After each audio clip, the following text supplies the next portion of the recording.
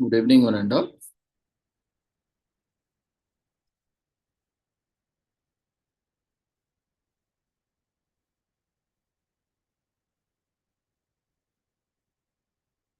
Good evening, one and all.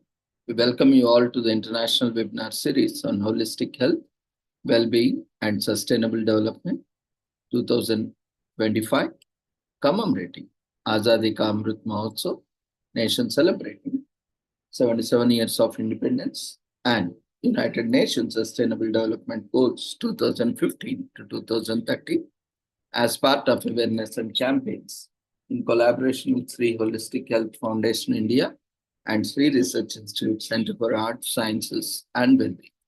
Before we start our sessions, let's take the blessings of Almighty and also commemorating Viksit Bharat 2047.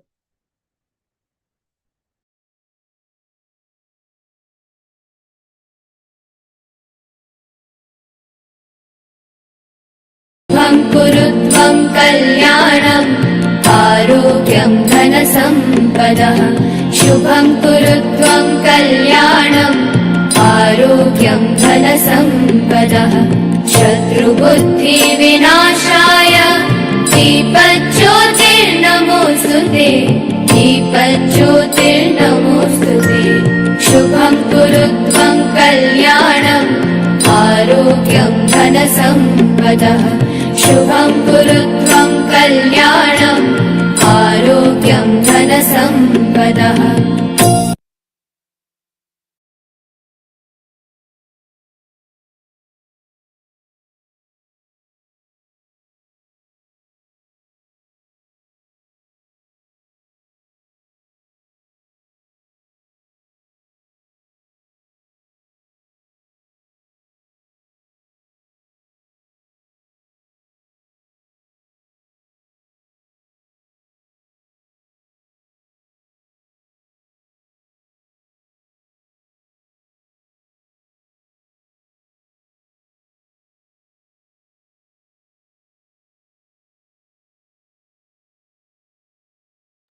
With the blessings of Almighty, we shall continue with today's commemorations. Today, we are commemorating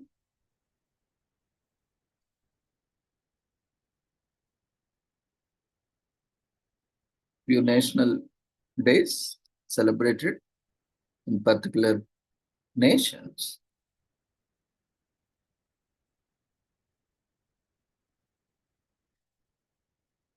And also internationally few events.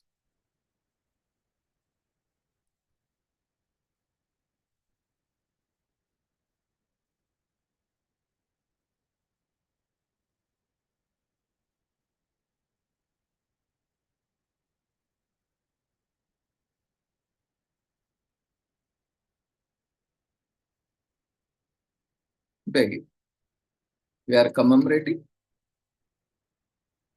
International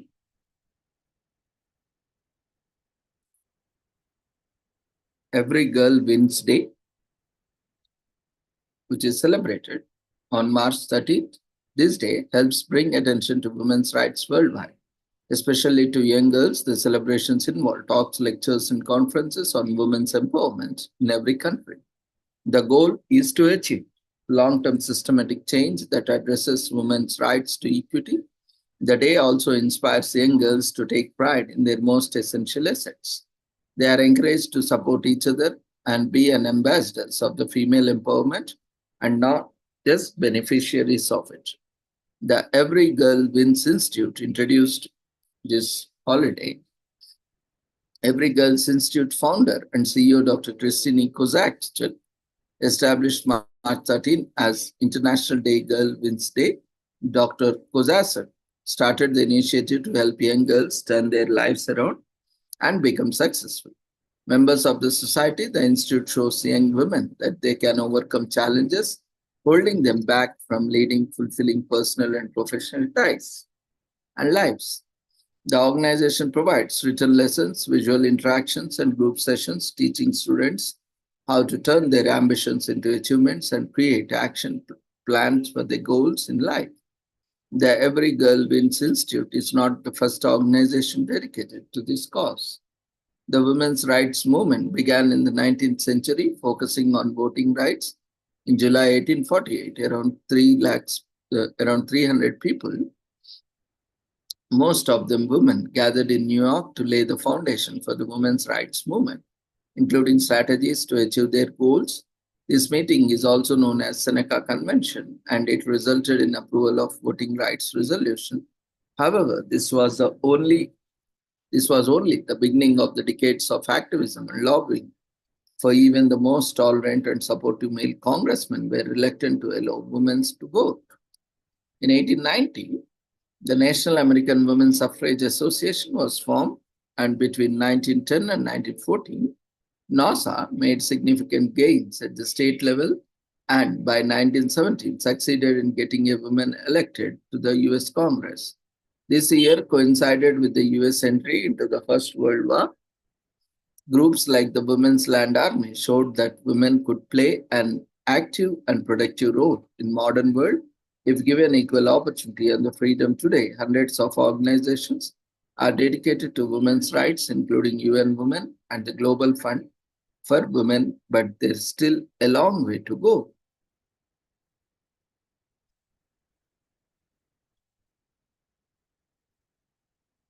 Today is also commemorated as International School Meals Day on March 13th, every second Thursday in March, and takes place. It is a unique movement that creates awareness about healthy eating for all children around the world. The event first occurred in the US and the UK in March 2013, coordinated by a non-profit organization known as Children in Scotland. It has reached countries in Africa, Asia, Europe, and America. It continues to grow due to support from many other organizations and charities worldwide. Good nutrition is vital to the kids, their growth, and their mental development, further emphasizing the need to foster healthy eating habits at school and home for kids. International School Meals Day started as an initiative to foster healthy eating habits for children, both at home and school. Since December 2010, the UK and US have encouraged policies and practices in facilitating good nutrition in schools. Experiencing similar challenges, they both wanted to find a way to raise awareness for the need for healthy diets among children, and so thus this day began. Following its launch in 2013, teachers, nutritional professionals, policymakers, schools and communities, charities, and business worldwide come together to discuss the importance of school meals and how they affect children and their education. The international event is coordinated by staff at Children in Scotland with support from partners from around the globe in 2018. An International School Meals Day competition welcomed more than 100 global entries with 20 winning recipes published in a cookbook as part of the festivities. In 2022, the holiday marked its 10th anniversary, accompanied by the theme celebrating school meals, encouraging the sharing of recipes and experiences from different parts of the world. School children and staff, caterers, and organizations were involved in making exciting meals and learning about the food and culture of various ethnicities. They also gave away food on March 10th. The event celebrated a social media reach of about 3.3 million people. Tweets trended on Twitter with the hashtag International School Meal Day with a whopping total of 8,600 social media interactions as of March 2022.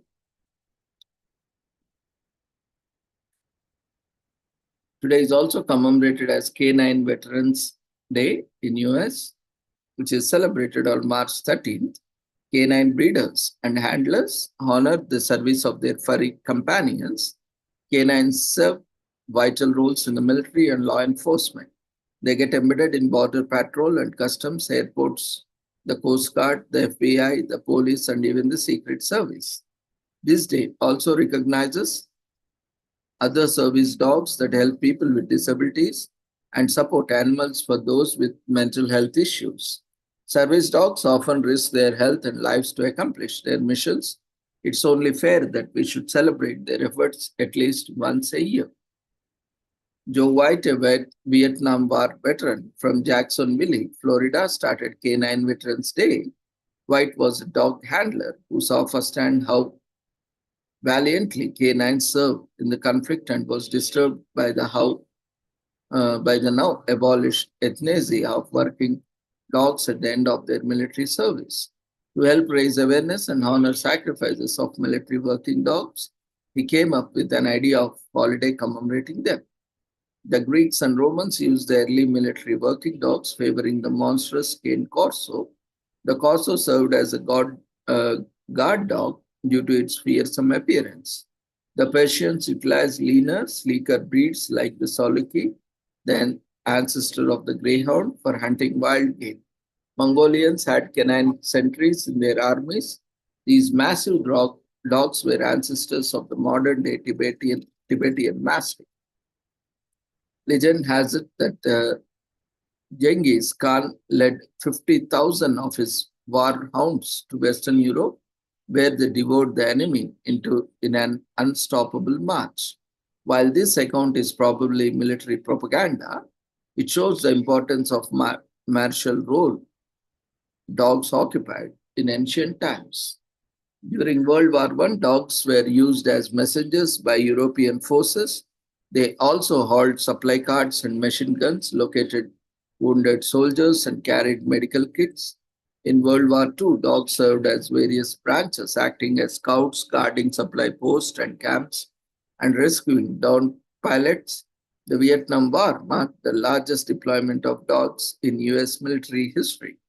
Canines proved invaluable in the jungle environment of Southeast Asia, with the military greatly refining techniques for the handlers and canines alike. Unfortunately, less than 200 million working dogs made it back home from the original 20,000.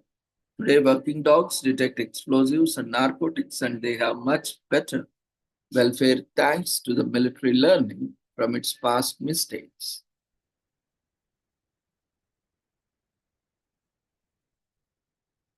Today is also commemorated as National Coconut Tortilla Day in US, which is celebrated every year on March 30, a rich creamy dessert that people smacking their lips all over the world. A tortilla is basically a form of cake without flour. It is a dense multi-layered cake made with breadcrumb or ground base and layered with a heavy helping of cream, jam, buttercream, ganache, or fruit.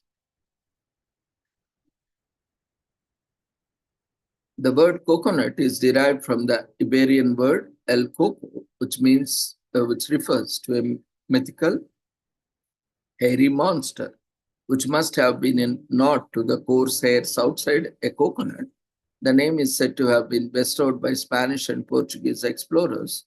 However, there has been controversy about the actual origins of the coconut fruit, as some say it is originated in South Asia in the Ganges Delta. Others believe originated in South America. But these are all Western perspectives. But in India, many say that it is originated in India, and there are a lot of evidences to say that as well. The main ingredients required to make a tart are breadcrumbs or nuts, sugar, and flavorings. Add-ons depend on individual recipes and they may include icing sugar, buttercream, butter, or fruit toppings. There is no limit to the level of creativity used in baking a tortilla. To begin baking a tortilla, the oven should be preheated to 350 degrees Fahrenheit. Tortillas are usually baked in spring form pans, and the average baking time is 35 minutes to an hour.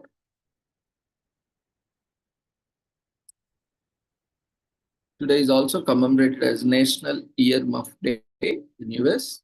Earmuffs are categorized as clothing accessories or personal protection equipment, PPE, specifically designed to cup and protect ears from either cold weather or hot weather or noise.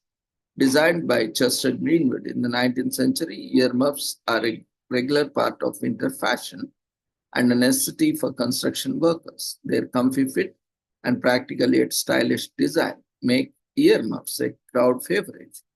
It's a day to celebrate earmuffs by putting them on or giving them out. The creation of earmuffs is all thanks to the 15-year-old boy named Chester Greenwood, faced with the problem of keeping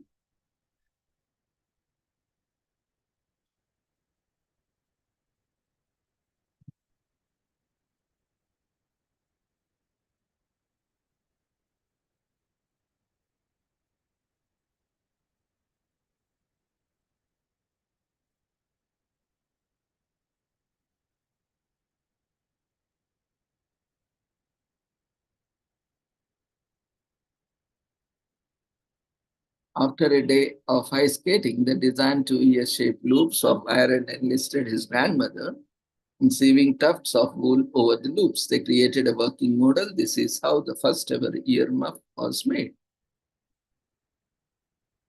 The earmuff became more than just an accessory to block out the cold and evolved into ear protectors, mostly used by construction workers who had to work in extremely noisy environments. On March 13, 1877, he was awarded a patent for these ear protectors, writing his name in the history books. For almost 60 years, Greenwood continued manufacturing ear protectors, providing more jobs to the community of Farmington, Maine, which is now the earmuff capital of the world. Earmuffs have now become an essential accessory for those living in cold regions. Ear protectors, also known as acoustic earmuffs, are a lifesaver or perhaps an ear saver for construction workers. Some earmuffs has a noise reduction rating of 33 decibels, able to almost completely block out any sounds.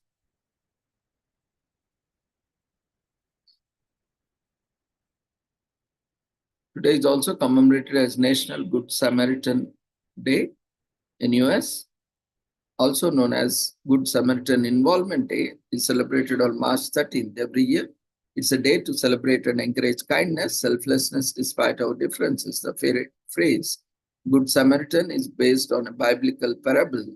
The day also commemorates the death of Catherine Kitty Genovese, who was killed in New York, a little distance from her home.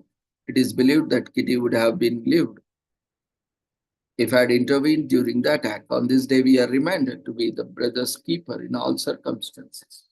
The term Good Samaritan has its origins in a biblical story, being one of the parables told by when asked by a religious leader who is my neighbor. He responded with his parable, which can be found in Luke chapter 10 from the 30th to 37th verse. A Jewish man was traveling from the city of Jerusalem down to Jericho. On his way, robbers attacked him, stole his clothes, and left him half dead on the side of the road. A priest and a temple assistant came along, saw the injured man, and walked on by without offering help. Then came a Samaritan. Samaritans were a class of people living in the northern part of the kingdom of Israel during biblical times. There was much animosity between the Jews and Samaritans, to the point that animosity, the two groups wouldn't so much speak to each other or pass through each other's towns. So in the story, a despised Samaritan came upon the injured man and felt compassion for him. He bound his wounds, put the man on his donkey, and took him to an inn where he went even further by taking care of him. The next day, the Samaritan paid the inn owner and asked him to take care of the wounded man, promising to cover any extra expenses that might be incurred. So he concluded by asking his audience to go and do the same.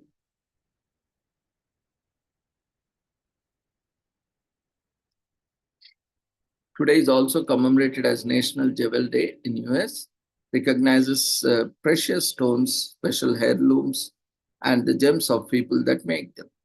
They have our hearts. Jewelry has the uncanny ability to make time stand still. In that moment, all we can see is its beauty. There is so much love and care that goes into crafting a single piece of jewelry on National Jewel Day. We remember or appreciate and wear these delicate works of art. The origins and the founder of National Jewel Day are unknown. What we do No, is that humans have always used jewelry as a form of adornment. In prehistoric times, people wore jewelry made from stone, bones, and shells to mark status. As humans became more skilled at working with metals, jewelry making became increasingly more sophisticated and decorative. As a result, the value of metals like gold began to grow over time. In the ancient world, people buried gold with the dead to serve their owners well in afterlife. Soon, jewels would come to signify a person's status and rank. It was especially true in medieval Europe. Within the intensity hierarchical society, the rich served the right to wear silver, gold, and other precious gems. Those belonging to lower ranks typically owned base metals like pewter and copper.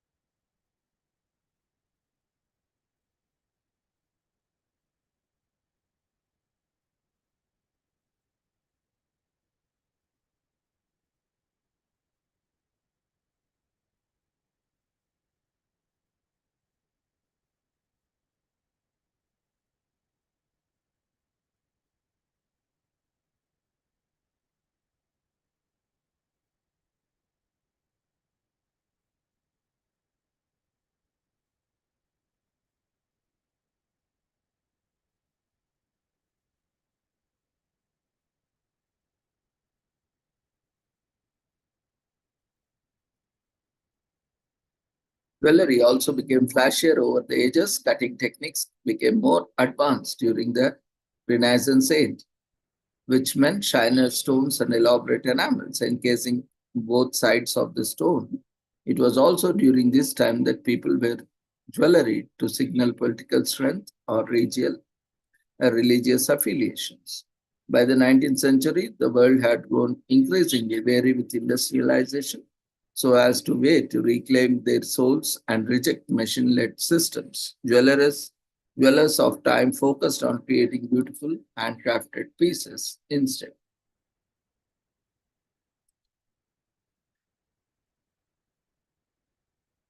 So today is also commemorated as National Open and Umbrella Indoors Day in US.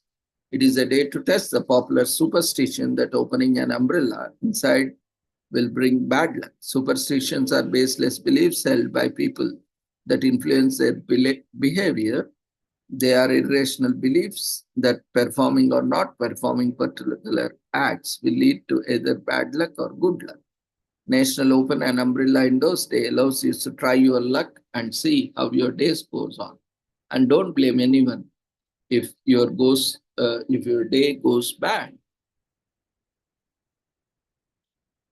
An umbrella is also called parasol, brolly, bumbershoot, rainshade, sunshade, gam, or canopy. It is an apparatus made of cloth or metal frame used to protect a person from rain, sunshine, and the elements. Umbrellas have been around since 1000 BC and were first designed by the Egyptians in the West. They were mainly used by nobility and were made from lotus leaves or feathers over a stick frame. The invention made its way to China. It also used Chinese royalty. Servants were made to carry these leathers, silk, or cloth contraptions or their masters during outings. However, the rest of the population was confined to using umbrellas made out of stout paper. Eventually, umbrellas spread to other parts of the world, such as Korea, Greece, Japan, Rome, and North America. Even in India, since ancient times, we had umbrellas made of wood, leaves, and various other materials.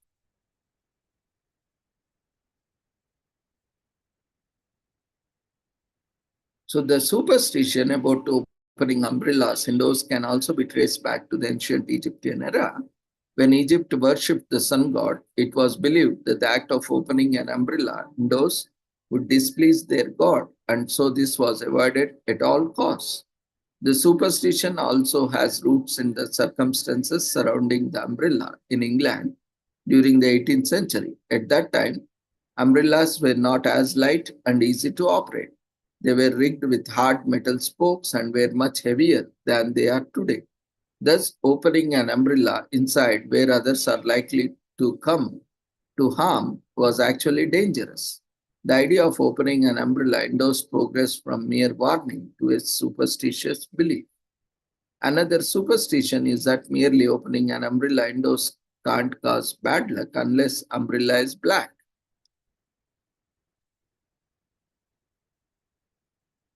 Today is also commemorated as Popcorn Lovers Day in US, which is celebrated on second Thursday in March, is a dream come true for all popcorn fans. Because you get to eat your favorite snack all day, this means you can choose any taste you want. Salted popcorn, buttered popcorn, caramel popcorn, and even kettle corn are examples of this. The goal is to consume anything and everything that appeals to you. Begin popping your favorite snack, and friends and family start nibbling right away. Make sure that the day is one you will remember for years to come.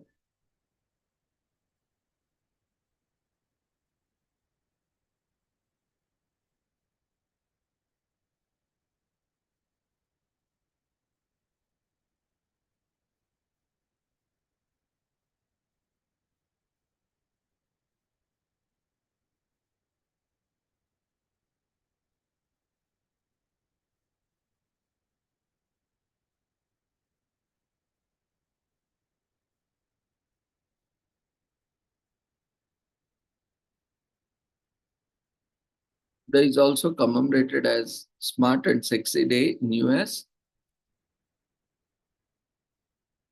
and pumped to celebrate the skills, quick wit, and ingenuity of magnificent women in their various career fields.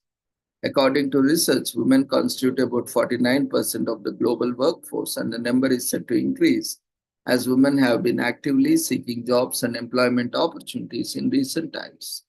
Women have been in workplace since beginning of time, even during the age of prehistoric men, and who were all hunters and gatherers. In the agrarian societies, when men moved from hunters to farmers, women were at the forefront of processing farm produce and other tasks relating to their assigned role of support system to the men folks at that time. Historians have discovered and posit many societies were once matriarchal, with women at the center ensuring the continued survival and existence of the family unit and subsequently the society. But in recent times, and due to new narratives in the global world of what women should do or not to do, or which jobs are fit or for which sex or not, it has been hard for the larger percentage of women to secure employment, although the gap is being steadily bridged now. The idea of smart and sexy is that women are intelligent and ingenious. When it comes to career and workplace, they also have ability to dress with such confidence and professionalism that comes with the job. So it's a statement of feminism and competence of beauty and brains. So Smart and Sexy Day is an initiative of the Alliance of Career Development Nonprofits, ACDN. It is held every year and in several parts of the world to train sensitized women to be self-confident in their lives as it relates to seeking job and career opportunities. The organization teaches women to attend job seeking skills and how to maintain a professional wardrobe, no matter how little funds they have.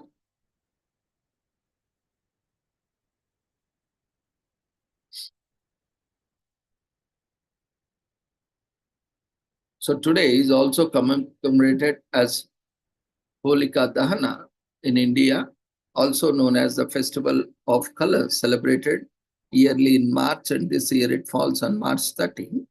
The date of the festival varies each year because it is determined by the Indian lunar calendar. However, it is celebrated during the first full moon in March, which is usually between 7th to March 28th. This day celebrates the triumph of good over evil and commemorates the story of Prahlad and Holika, two characters from Indian folklore, with bonfires and dancing. The holiday is celebrated on an auspicious date in the evening. The celebration continues to the next day with splash play, which involves throwing color powder on each other. This is called Holi. On this day, relationships are mended and created as part of spring season commences. Holika Dahan marks the first day of Holi celebration. On this day, pyres are set up around India to prepare for the ritual and involves a large group of people who sing and dance harmoniously around a burning effigy. The fire symbolizes the eradication of an evil spirit and begins in the evening as soon as the full moon is out. The procession is a reenactment of the story of Holika and her nephew Prahlad. Prahlad's father, Hiranyakashipu, was a great king who received powers from a deity. He could not be hurt or killed by anything. Thus, he assumed the position of a god and demanded everyone worship him. Although the townspeople followed suit, the king's very own son did not worship his father because he was a staunch devotee of Supreme Being, Lord Vishnu.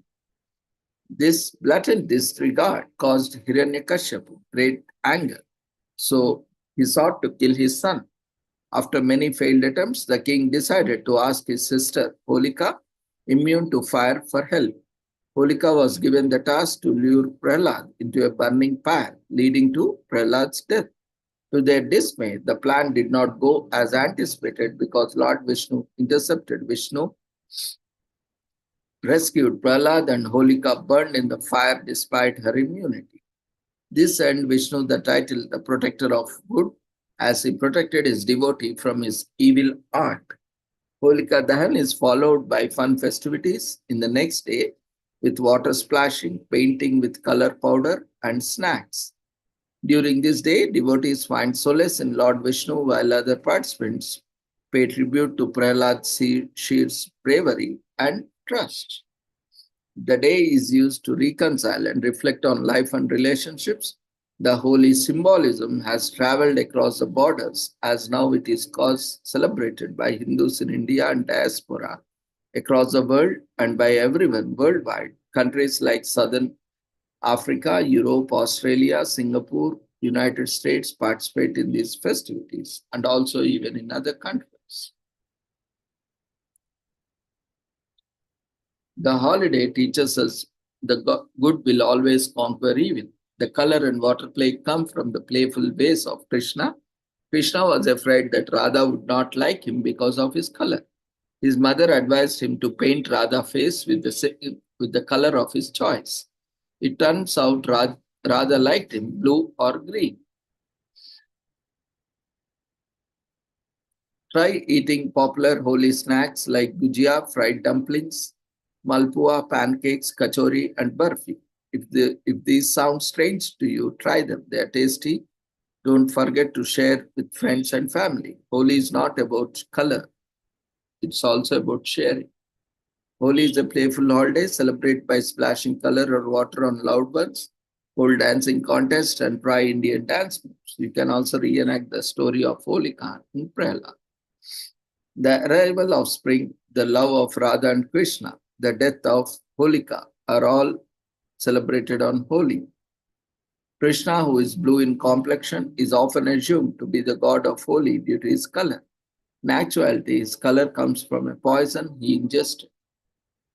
In the Brag region in India, Holi is celebrated for 16 days. Water is considered essential for Holi celebrations.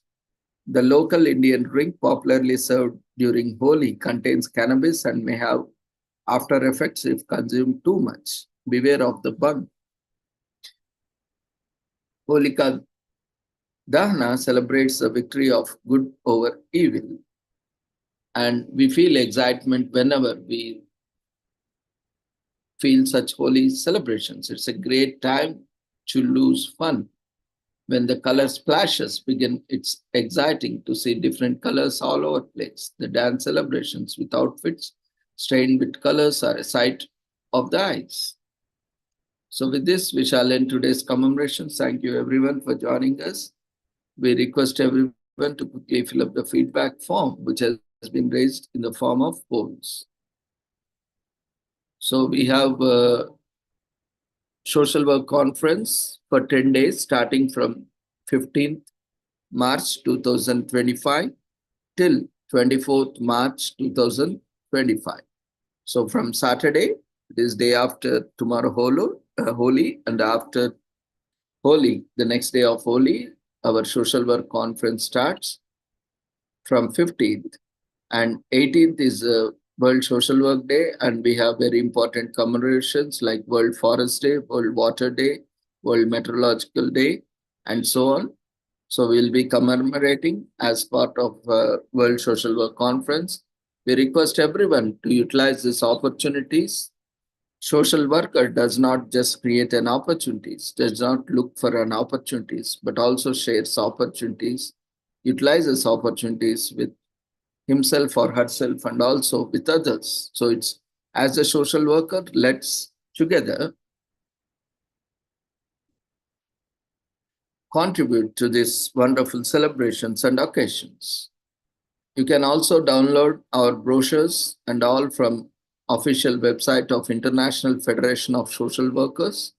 It is officially we are doing in collaboration with them. So you can have the registration links from their official website as part of World Social Work Day events. Like every year, we collaborate. So thank you once again. And our event is also listed worldwide as part of World Social Work Day events. And it's all because of continuous support from all the social workers and also non-social worker fraternity. So let's celebrate it in a grand way. Let's everyone take part of this World Social Work Day celebrations and conference. So wishing you all happy, colorful Holi. Take care. Good night. See you all tomorrow.